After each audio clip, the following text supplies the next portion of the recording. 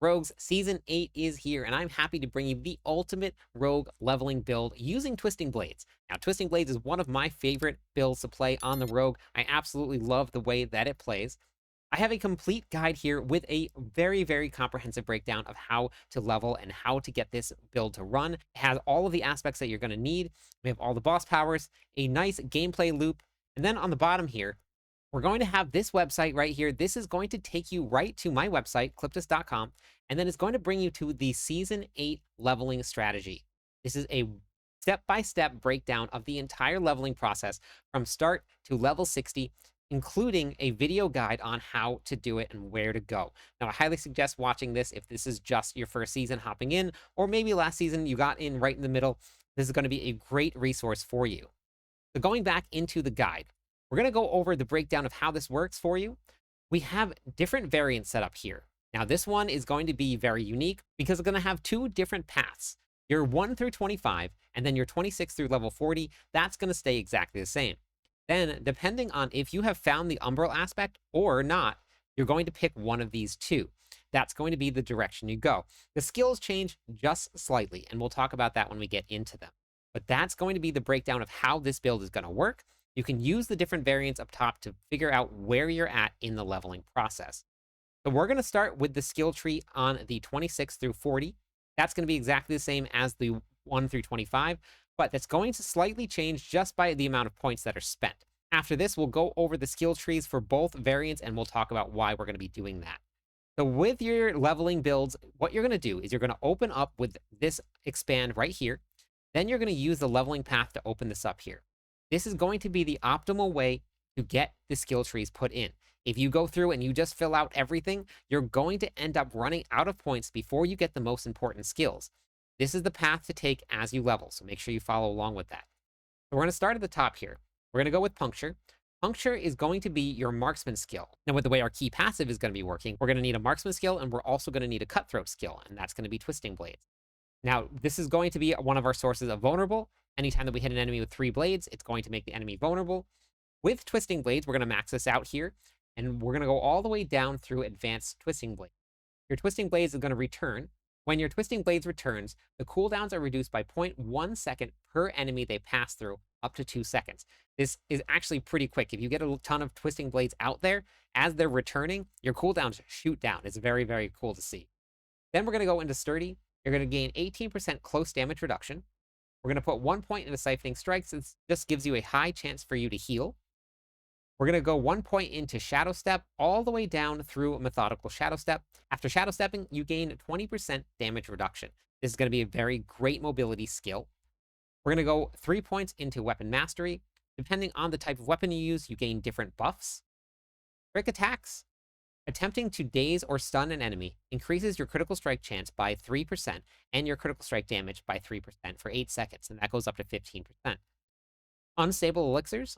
Using a healing potion stuns surrounding enemies for 2 seconds and increases your damage by 18% for 2 seconds. Balestra. Gain 8% increased damage reduction for 4 seconds after using an evade.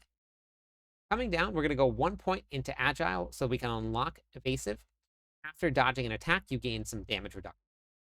Dark Shroud. This is going to be an incredibly great source of damage reduction for us. However, this is the reason we're looking for the Umbrous aspect. That's going to be super important. Subverting Dark Shroud. You heal for 10% of your maximum life when a Dark Shroud is removed. What Dark Shroud does, it puts up to 5 protective shadows around you. You gain 8% damage reduction per. Each time that you take damage, and that damage would have been reduced, the shadow is consumed. So they don't stay up, but they continuously spawn as long as you can do this. With the Umbrous aspect, that's going to change. We're going to be going into Poison Imbuement.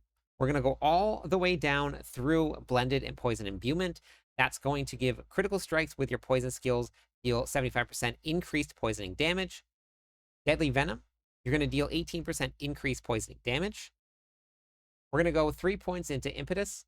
After moving 15 meters, your next core skill or ultimate skill is going to deal increased damage. While this damage bonus is ready, your basic, agile, and subterfuge skills are also going to deal increased damage. We're going to be taking the Shadow Clone because it is incredibly strong. We're going to put 5 points here, and then we're going to go all the way down through Supreme Shadow Clone. Your Shadow Clone deals an additional 20% of your damage. For the key passive, we're going to be taking close quarter combat. This is the reason that we want both a marksman and a cutthroat skill. Damaging a close enemy with a marksman or a cutthroat skill grants 15% increased attack speed for 8 seconds. When both attack speed bonuses are active, you're going to deal damage equal to 25% of your damage versus close bonus. And this is currently uncapped. So you just keep on getting more and more and more the more damage to close bonus that you have. So this was your level 26 to 40. Now we're going to go into the no Umbrus zone here, and we're going to see exactly what is going to be changing and then why we're going to be doing this. We're going to maximize this again. We're going to go back into this.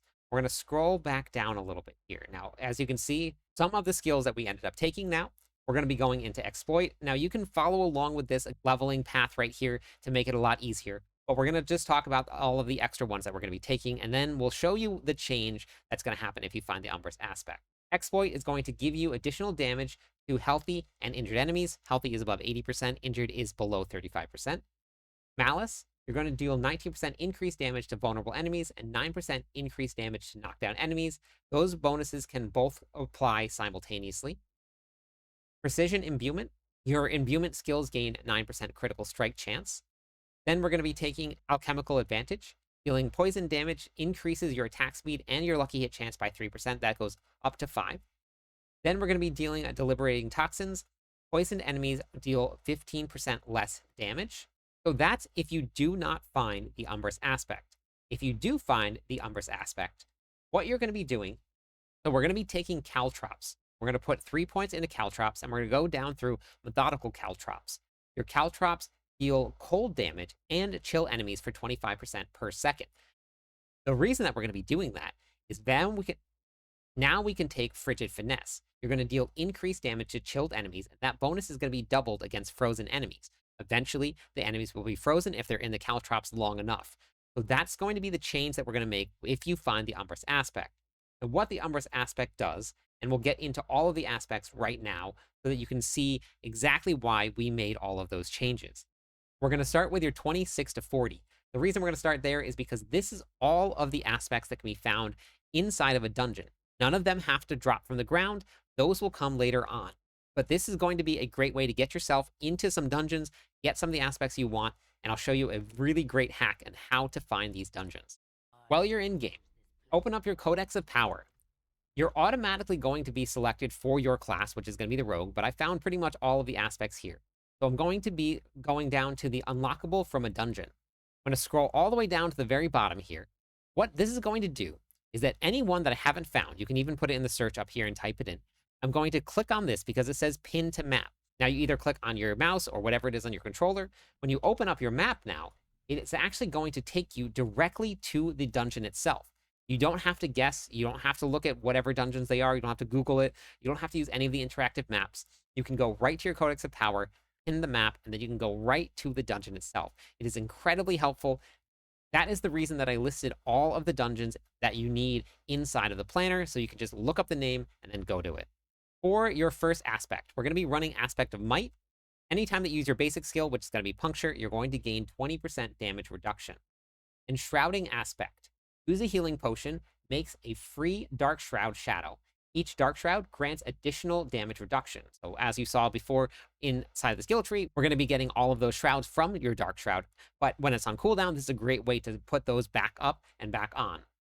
Blade Dancer Aspect. This one is probably like the most important one. When you're going and you start off, go straight to this dungeon and get this. And as soon as you can imprint it onto your gloves or your weapon, wherever it's going to be going on, because this is going to make the twisting blades orbit around you.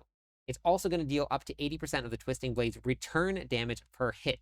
It's incredibly strong and it does a lot of damage. And it adds a lot of AoE to your build. Then we're going to be running an aspect of Deflecting Barrier. You have a chance after taking damage to gain a barrier equal to 20% of your life, and the chance is doubled from distant enemies. Ghostwalker aspect. Whenever you become unstoppable, this is going to give you additional movement speed and is also going to make you unhindered. When you're unhindered, you can move freely through monsters. You don't have to run around them and you don't run into them.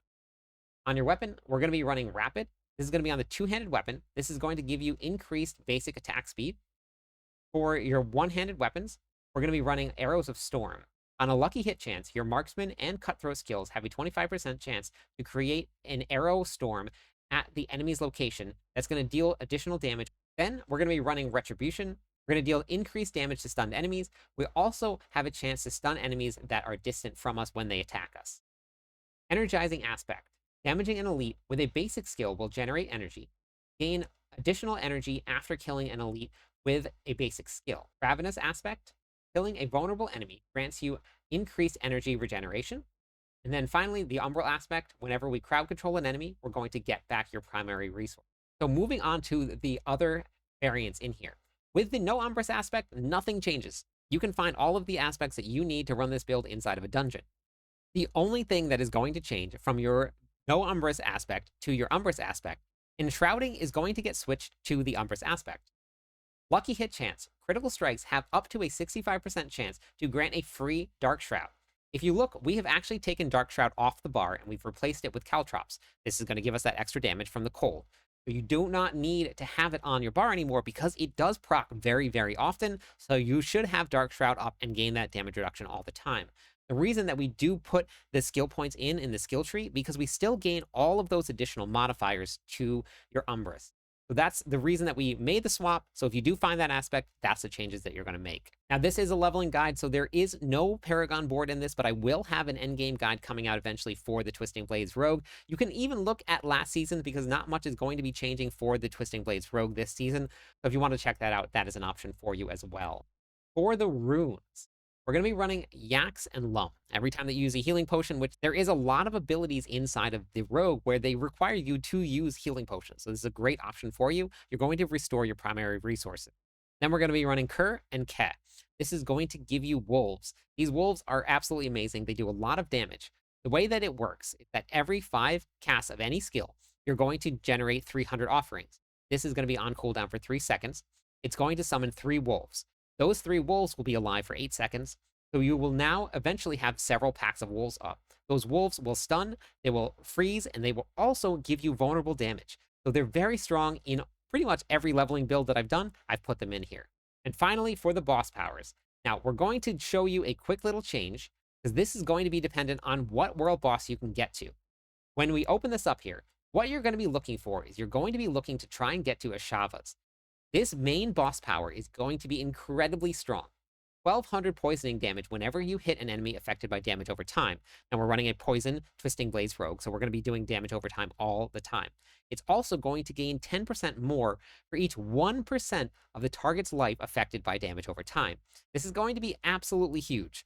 But because the world bosses are on timers, I'm going to leave it as this right here. Alex is going to give your basic skills 200% sparking damage. That's going to be the lightning damage. Then we're going to get Kerma's Spark. Your evade cooldown is going to be reduced by your lightning resistances. Then Blackmailer's Sabotage. Whenever you gain Fortify, you're also going to gain Barrier on top of that. Now we're going to get Fortify from our mercenaries. Then we're going to be running Hatred's Embraces Haste. You're going to gain critical strike chance for every 1% of the shadow resistance that you have. And then finally, for your mercenary, we're going to be running Rahir. Rahir is the reason that we're going to be getting our Fortify. This shield charge here is also going to fortify us. So the more Fortify that we get, the more that we're going to get that barrier. Then we're going to go all the way down. We get additional armor. We're going to have a taunt, and then we're going to deal additional damage to the enemies that get taunted. For your opportunity, we're going to be running Variana. That's going to be paired with Bloodthirst and then Puncture as well. The last thing that I have for you is going to be your specialization. We're going to be running combo points. Now, in order to see what your combo points do, when you're in-game and you go to a skill, it actually shows you what the combo points do. It's going to give you increasing damage to your Twisting Blades per combo point that's up. We're going to gain combo points by using your basic skills, and then whenever we use our Twisting Blades, we're going to get those additional bonuses. That's all I got for you for the Twisting Blades Rogue. I really hope that you enjoy it. I'm going to be live as soon as the servers go up, so make sure you stop by. Let me know what you think of the Twisting Blades Rogue. It is one of my favorites. Thank you so much for watching. I'm live every night. I'd love it if you stopped by, said hi, theory crafted with me. Catch you on the clip side.